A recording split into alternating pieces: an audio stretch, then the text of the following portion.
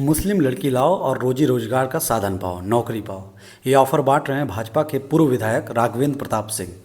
कितना शर्मनाक बयान है दोस्तों मुसलमानों को लेकर के, और कितना घृणा पैदा करने वाला बयान है समाज में। क्या भाजपा का यही है बेटी बचाओ बेटी पढ़ाओ का अभियान? क्या भाजपा की नज़र में अन्य धर्मों की बेटियां बेटियां नहीं होती हैं? और इतने अभद्र बयान पे दोस्तों किसी भी बड़े नेता का मुंह नहीं खुला। कितनी शर्म की बात है। लेकिन क्या आपने इस पर बसपा सुप्रीमो आदरणीय बहन कुमारी मायावती जी का ट्वीट पढ़ा? किस तरह से वो मुखर होकर के इस चीज़ का विरोध कर रही हैं। जिस कड़े लहजे में उन्होंने विरोध किया है, क्या उस कड़े लहजे में कोई अन्य नेता विरोध कर पाएगा? मैंने तो नहीं देखा किसी का पोस्ट।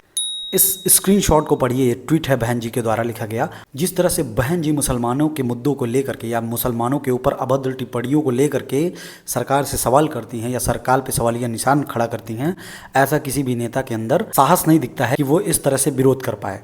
बल्कि ज़्यादातर नेता जो पीडीए की बात करते हैं वो लोग मुसलमान शब्द से परहेज करते हैं। कभी वो अक़लियत तो कभी वो अल्पसंख्यक शब्द का यूज करते हैं और मुसलमानों को एक सीमित दायरे तक सीमित रखने का काम करते हैं। दोस्तों बहन जी की ये प्रतिक्रिया बताती है कि बहन जी कभी भी मुसलमानों के मुद्दों पे चुप नहीं रहती हैं। अगर मुसलमानों के खिलाफ अभद्र टिप्पणियाँ की जा रही हैं या फिर उनके समाज के ऊपर कोई जुल्म ढाए जा रहे हैं तो इस पर बसपा और बसपा सुप्रीमो मुखर होकर के बोलती हैं। और इन्हीं द्वेषपूर्ण और घृणापूर्ण और जो मुसलमानों के प्रति जो एक नफरत फैलाया गया है, उसी चीज़ को देखते हुए बसपा सुप्रीमो ने एक मुस्लिम भाईचारा कमेटी का भी गठन किया है अपनी पार्टी के द्वारा। बड़े पैमाने पे जो मुसलमानों के खिलाफ जो नफरत फैलाई गई है, उस नफरत को ख़त्म करने के लिए इस कमेटी का गठन हुआ है। तो बसपा सुप्रीमो का ये काम आपको कैसा लगा?